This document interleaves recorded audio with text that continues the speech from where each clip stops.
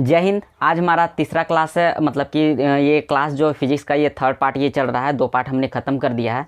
तो उन सारे विद्यार्थी जो हमारे पिछले वाले वीडियो 1-2 क्लास जो नहीं देखे होंगे, हमारे वीडियो पे जाके देख लीजिएगा। आपको बहुत ही अच्छे यहाँ पे जानकारी दी गई है, पूरा बेसिक चीज़ जानकारी दिया गया है।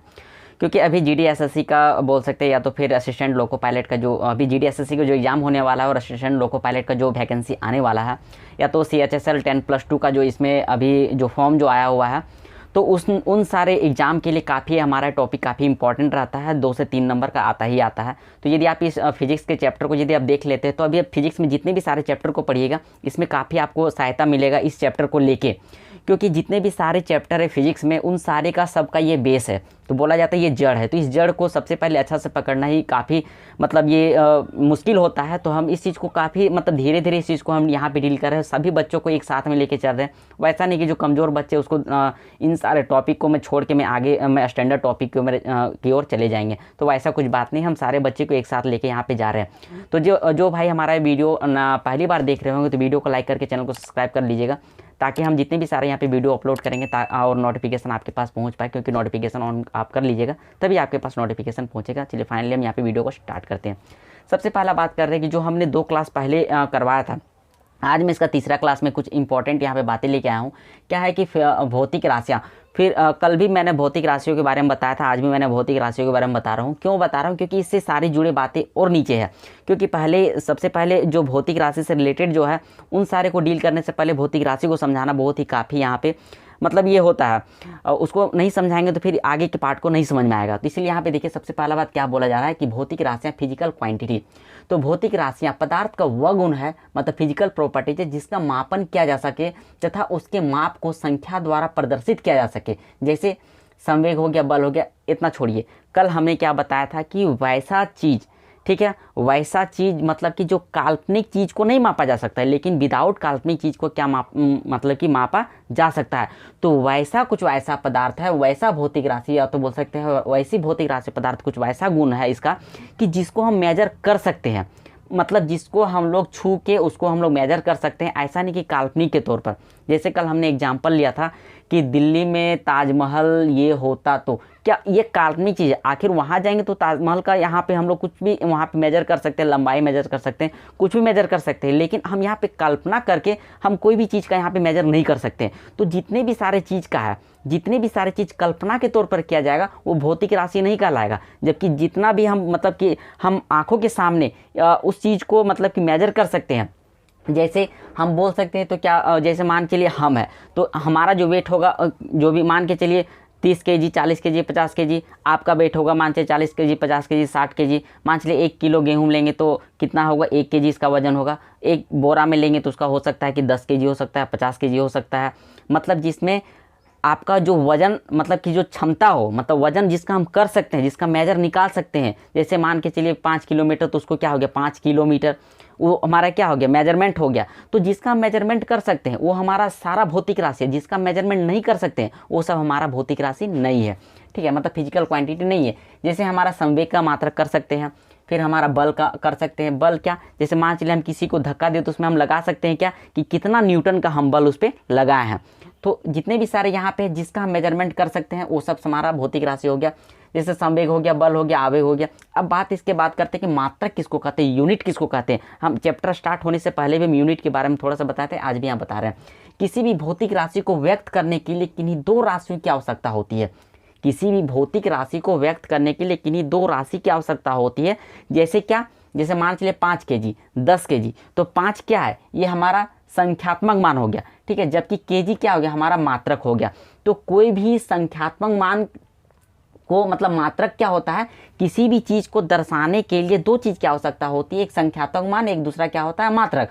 तो मात्रक क्या होता है कि मात्रक कोई भी संख्या का जो जिस चीज़ से इंडिकेट किया जाता है वो मात्रक किया जाता है। लेकिन जितना उस चीज़ के लिए एप्लीकेबल है, तो वो हमारा क्या हो गया? संख्यात्मक हो गया। मतलब संख्या के तौर पर किसी भी चीज़ को दर्शाना वो हमारा संख्यात्मक हो जाता है, और जिस चीज़ से उसको दर्शाते हैं वो हमारा क्या हो जाता है? मात्रक हो जाता है। ठीक है, जैसे हमारा मान के चलिए क्या लिखेंगे कि दूसरे तौर पर हम लिख सकते हैं कि कार का जो वजन है 50 क्विंटल है। 50 क्या है? क्विंटल है तो हम लोग क्या बोलेंगे 50 क्या हो गया हमारा संख्या हो गया, और क्विंटल क्या हो गया मात्रक हो गया। किस चीज़ के लिए? कार के लिए। इस कार को दर्शाने के लिए हमें दो चीज़ की आवश्यकता पड़ी है, एक हमारा संख्यात्मक मान और दूसरा हमारा मात्रक। तो कार को बोलेंगे कि खाली बोल दें कितना है तो क्या वजन कितना है, वेट क्या है, वही ना हम लोग पूछते हैं। तो बस इसी चीज़ को दर्शाने के लिए जो डिजिट का उपयोग किया जाता है वो हमारा संख्यात्मक होता है, और उस चीज़ को दर्शाने के लिए जो चीज़ का उपयोग किया जाता है उसको हम लोग क्या बोलते हैं? मात्रक बोलते हैं। यहाँ तक कोई दिक्कत नहीं होना चाहिए। यदि फिर भी दिक्कत होता है तो हमारे कमेंट बॉक्स पर कमेंट करके पूछिएगा।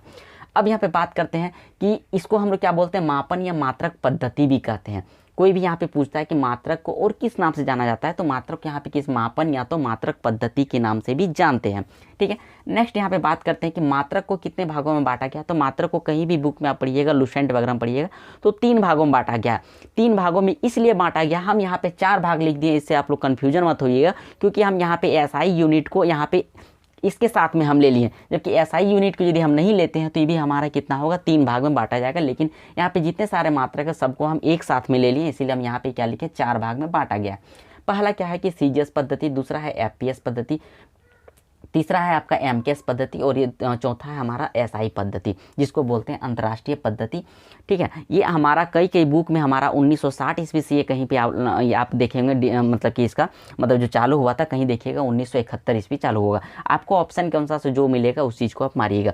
सबसे पहला बात करते हैं कि जब हमारा चौथा पार्ट यहाँ पे जो एसआई पद्धति का बात करते हैं, तो एसआई पद्धति को भी 2 भागों में बांटा गया है।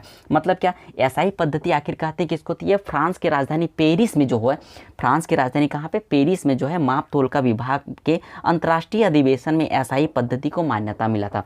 कहाँ से मिला था? तो ये आपका देख सकते हैं पेरिस से अंतर्राष्ट्रीय पद्धति को मिला था। जो कि कब मिला था? तो कोई बुक में आपको 1960 भी दिखेगा, कोई बुक में 1971 भी आपको देखने के लिए मिलेगा।